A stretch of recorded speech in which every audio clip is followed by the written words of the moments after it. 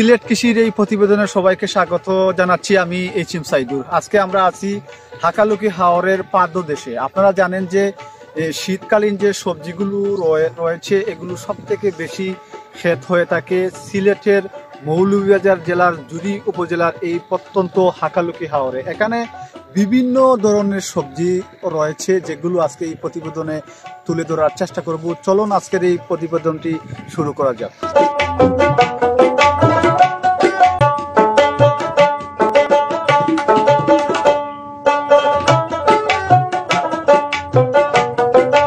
হাকালুকি হাওরের পাদদেশে জুড়ি নদীর উপরে এই বিস্তীর্ণ কৃষিক্ষেত্রের যে কারো নজর কাড়বে খুব সহজে। আপনারা জানেন যে শীতকালীন যে সবজিগুলো রয়েছে এগুলো অত্যন্ত চমৎকার, দেখতে সুন্দর এবং প্রকৃতিভাবে গড়ে ওঠা এই ক্ষেতকে আমার অনেক ভালো লাগে। এই কৃষকরা হাকালুকি হাওরের পাদদেশে জুড়ি নদীর উপরে তারা ক্ষেত করেছেন পাতাকপি, ফুলকপি, মূলা, লাউ, চিচিঙ্গা, শিম থেকে শুরু করে শীতকালীন যতগুলো সবজি রয়েছে প্রত্যেকটা সবজির চাষাবাদ তারা এখানে করেছেন, যা দেখতে অত্যন্ত চমৎকার এবং সুন্দর লাগে।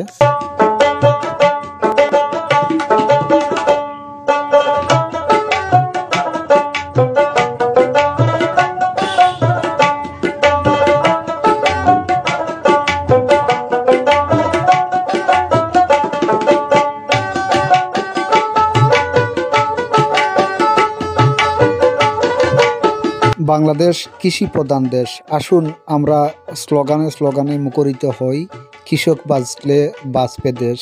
যে সরকার এখন আছেন এবং আগামীতে যে নির্বাচিত সরকার আসবেন প্রত্যেকের উচিত এই কৃষি ডিপার্টমেন্টকে আমরা ব্যাপক মূল্যায়নের মাধ্যমে বাংলাদেশে একটি কৃষি বিপ্লব ঘটানো এখন সময়ের দাবি।